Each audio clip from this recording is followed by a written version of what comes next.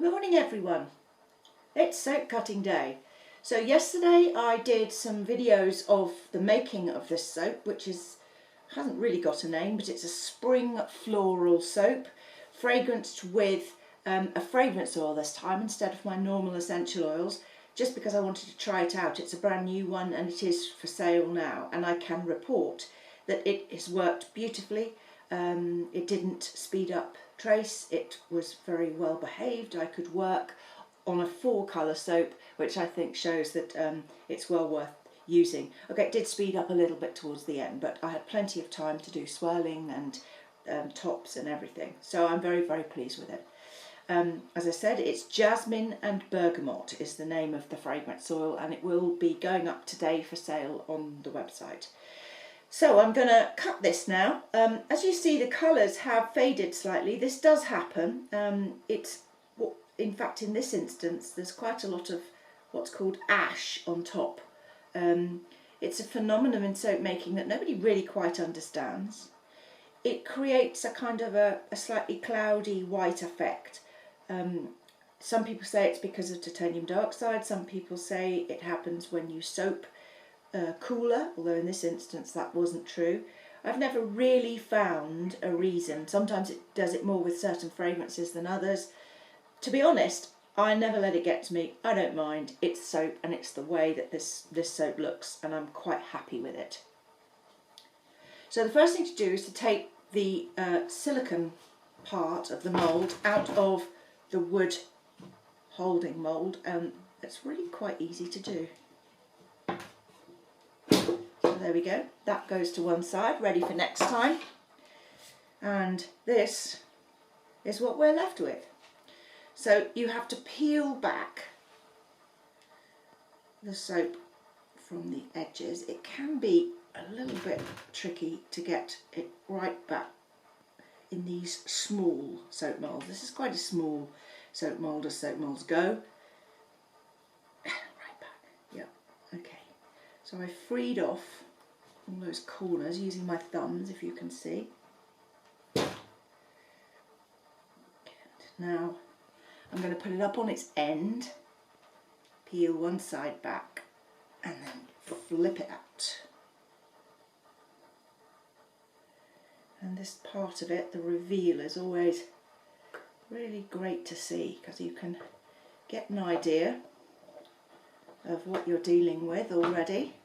You can see the swirls in there on the side. You can see there is actually a lot more white in this soap than you think by first looking at the top, which is quite dark. And it's beautiful and hard, it's set very well.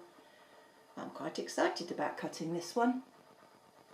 So I'm just going to tidy up a bit and then we'll actually do the cut itself. So here we are again. Here's the soap, and here's my trusty cutter called Roger, who has been with me for many years, as you can see. He's a pretty old boy, but still does a fantastic job cutting up multiple bars of soap.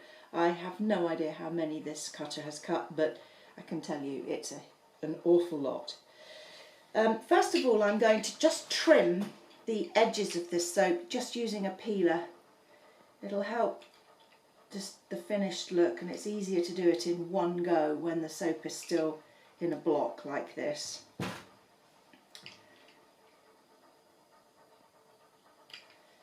You just sometimes get a few just little rough bits where it's touched the edge of your mould.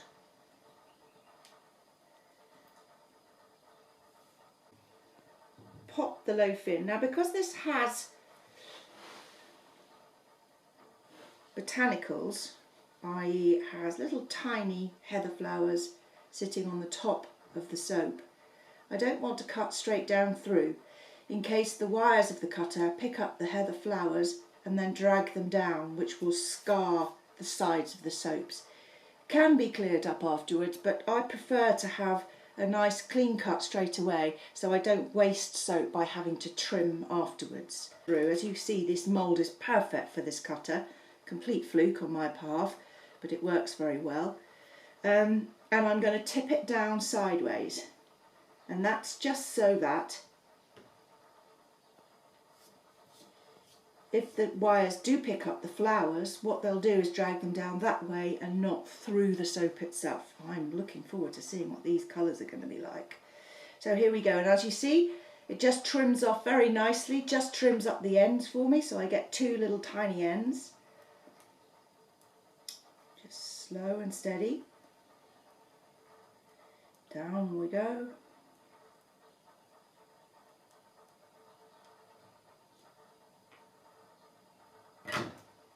Crunch. I'm going to take those little bits of ends off. Wow, that's really fine. Push those out the way. This cutter does not waste anything, which is another reason why I really do like to use it. So let's have a look, shall we, at what this soap's going to look like. I'm quite pleased to have a look. Ooh, yeah. I don't know if you can see that swirl. And it has a lovely soft white base, which is really beautiful. Hopefully the camera is focusing in on that for you.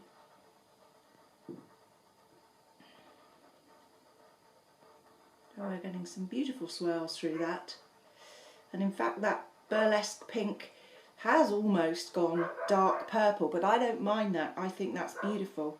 And I'm going to put some images up next to this video of the flowers around here right now that have inspired the colours of this soap.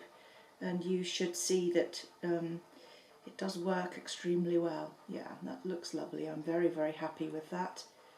I'm happy with the little tiny bits of white tree heather, which I dried and put on top.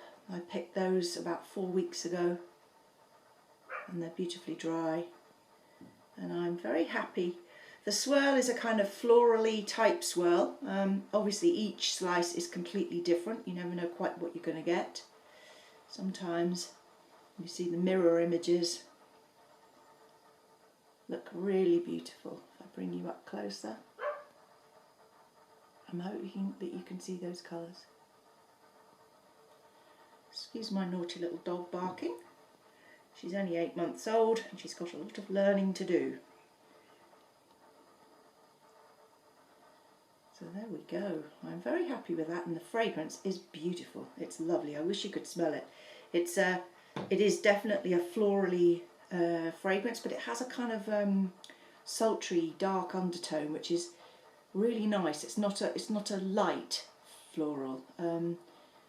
I'm not quite sure what I'm smelling, but it's lovely. It's almost patchouli-like. It's not patchouli because it's jasmine and bergamot, but I think maybe it's the bergamot in there.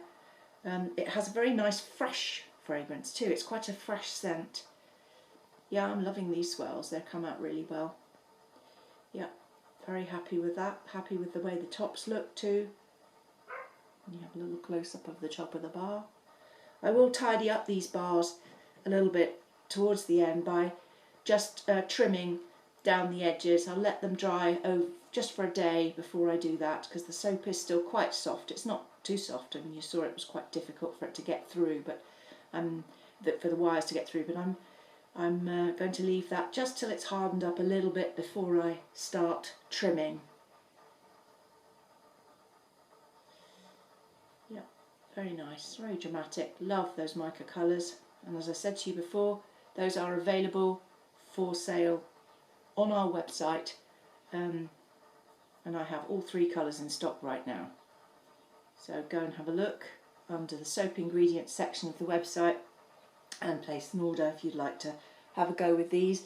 And you can also use the same fragrance. So if you were to buy the natural soap making solid soap kit, you would be able to add these colours and that fragrance to your kit and create this same soap, which I think you will agree is very pretty, something really nice to see. Okay, thank you for joining. I'll put some stills at the end of this video and give Roger a good old clean up. He's very dirty now. But thank you again for watching.